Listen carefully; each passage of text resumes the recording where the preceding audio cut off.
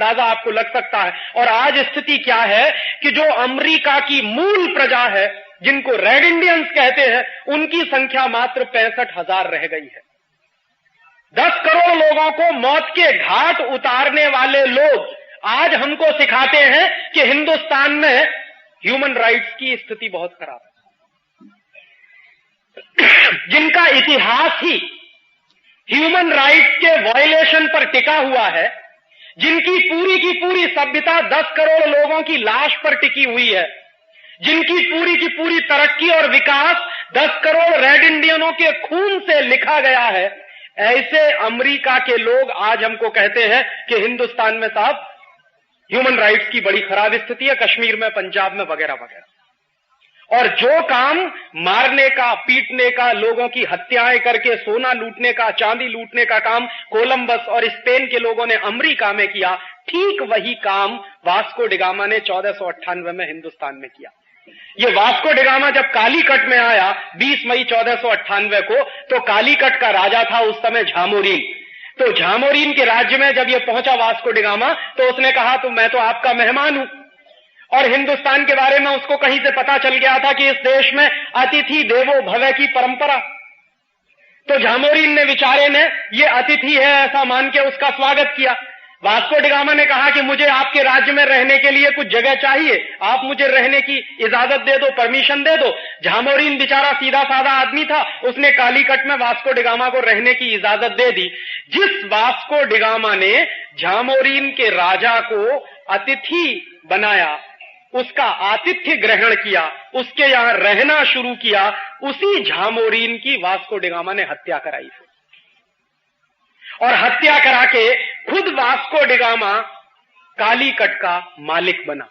और कालीकट का मालिक बनने के बाद उसने क्या किया कि समुद्र के किनारे है कालीकट, केरल में, वहां से जो जहाज आते जाते थे, जिसमें हिंदुस्तानी व्यापारी अपना माल भर भर के साउथ ईस्ट एशिया और अरब के देशों में व्यापार के लिए भेजते थे, उन जहाजों पर टैक्स वसूलने का काम वास्को डिगामा करता था। और अगर कोई जहाज वास्को डिगामा को टैक्स ना दे तो उस जहाज को समुद्र में डुबोने का काम वास्को डिगामा करता था।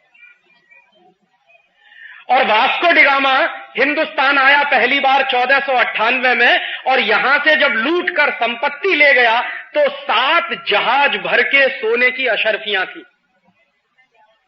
पोर्चुगीज सरकार के जो डॉक्यूमेंट्स हैं वो बताते हैं कि वास्को डिगामा पहली बार जब हिंदुस्तान से गया, लूट कर संपत्ति को लेकर गया, तो 7 जहाज भर के सोने की अशर्फियां। उसके बाद दोबारा फिर आया Vasco da Gama. Vasco da Gama Hindustan में 3 बार आया लगातार लूटने के बाद। चौथी बार भी आता लेकिन मर गया।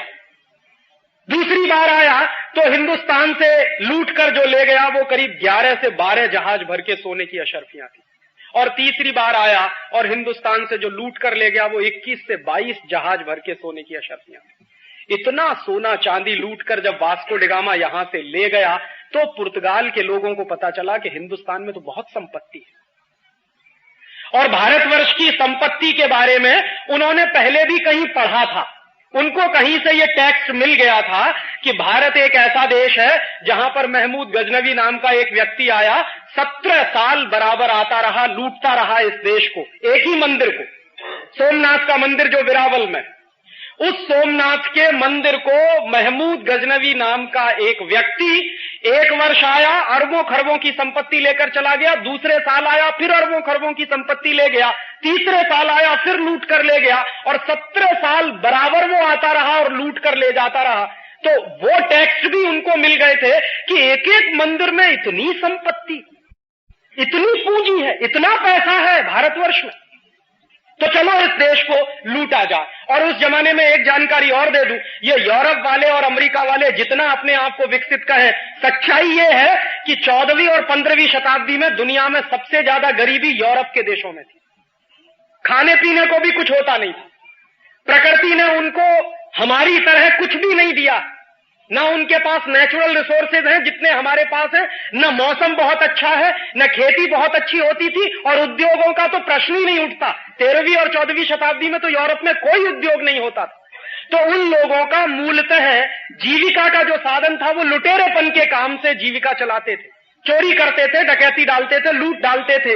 ये मूल काम करने वाले यूरोप के लोग थे। तो उनको पता लगा कि हिंदुस्तान और भारतवर्ष में इतनी संपत्ति है, तो चलो उस देश को लूटा जाए। और वास्को डी गामा ने आकर हिंदुस्तान में लूट का एक नया इतिहास शुरू किया। उसके पहले भी लूट चली हमारी, महमूद गजनवी जैसे लोग हमको लूटते रहे, लेकिन वास्को डी गामा ने आकर लूट को जिस तरह से केंद्रित किया और ऑर्गेनाइज किया, वो समझने की जरूरत है। उसके पीछे पीछे क्या हुआ? पुर्तगाली लोग आए, उन्होंने 70-80 वर्षों तक इस देश को खूब जमकर लूटा।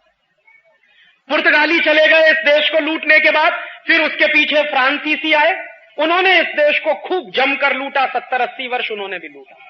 उसके बाद डच आ गए, हॉलैंड वाले, उन्होंने इस देश को लूटा। और उसके बाद फिर अंग्रेज आ गए हिंदुस्तान में, लूटने के लिए ही नहीं बल्कि इस देश पर राज्य भी करने के लिए। पुर्तगाली आए लूटने के लिए, फ्रांसीसी आए लूटने के लिए, डच आए लूटने के लिए, और फिर पीछे से अंग्रेज चले आए लूटने के लिए। अंग्रेजों ने लूट का तरीका बदल दिया। ये अंग्रेजों से पहले जो लोग लूटने के लिए आए वो आर्मी लेके आए थे, बंदूक लेके आए थे, तलवार लेके आए थे और जबरदस्ती लूटते थे। अंग्रेजों ने क्या किया कि लूट का सिलसिला बदल दिया और उन्होंने अपनी कंपनी बनाई, उसका नाम ईस्ट इंडिया रखा। ईस्ट इंडिया कंपनी को लेकर सबसे पहले सूरत में आए, इसी गुजरात में। यह बहुत बड़ा दुर्भाग्य है इस देश का कि जब जब इस देश की लूट हुई है गुजरात के रास्ते हुई।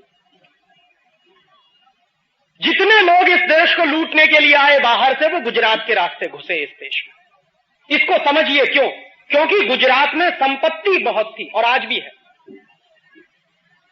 तो अंग्रेजों को लगा कि सबसे पहले लूटने के लिए चलो सूरत में, पूरे हिंदुस्तान में कहीं नहीं गए, सबसे पहले सूरत में आए और सूरत में आके ईस्ट इंडिया कंपनी के लिए कोठी बनानी है, ऐसा वहां के नवाब के सामने उन्होंने फरमान रखा। बेचारा नवाब सीधा साधा था, उसने अंग्रेजी ईस्ट इंडिया कंपनी को कोठी बनाने के लिए जमीन दे दी। कभी आप जाइए सूरत में, वो कोठी आज भी खड़ी हुई है, उसका नाम है कूपर विला। एक अंग्रेज था, उसका नाम था जेम्स कूपर। 6 अधिकारी आए थे सबसे पहले ईस्ट इंडिया कंपनी के, उनमें से एक अधिकारी था जेम्स कूपर। तो जेम्स कूपर ने अपने नाम पर उस कोठी का नाम रख दिया कूपर विला। वो ईस्ट इंडिया कंपनी की सबसे पहली कोठी बनी सूरत में। सूरत के लोगों को मालूम नहीं था कि जिन अंग्रेजों को कोठी बनाने के लिए हम जमीन दे रहे हैं, बाद में यही अंग्रेज हमारे खून के प्यासे हो जाएंगे। अगर ये पता होता तो कभी अंग्रेजों को सूरत में ठहरने की भी जमीन नहीं मिलती। अंग्रेजों ने फिर वही किया, उनका जो असली चरित्र था। पहले कोठी बनाई, व्यापार शुरू किया, धीरे धीरे पूरे सूरत शहर में उनका व्यापार फैला और सन 1612 में सूरत के नवाब की हत्या कराई। जिस नवाब से जमीन लिया कोठी बनाने के लिए, उसी नवाब की हत्या कराई अंग्रेजों ने। और 1612 में जब नवाब की हत्या करा दी उन्होंने, तो सूरत का पूरा बंदरगाह अंग्रेजों के कब्जे में चला गया। और अंग्रेजों ने जो काम सूरत में किया था 1612 में, वही काम कलकत्ता में किया, वही काम मद्रास में किया, वही काम दिल्ली में किया, वही काम आगरा में किया, वही काम लखनऊ में किया। माने जहां भी अंग्रेज जाते थे अपनी कोठी बनाने के लिए ईस्ट इंडिया कंपनी को लेके, उस हर शहर पर अंग्रेजों का कब्जा होता था और ईस्ट इंडिया कंपनी का झंडा फहराया जाता था। 150 वर्षों के अंदर व्यापार के बहाने अंग्रेजों ने सारे देश को अपने कब्जे में ले लिया। 1750 तक आते आते सारा देश अंग्रेजी ईस्ट इंडिया कंपनी का गुलाम हो गया।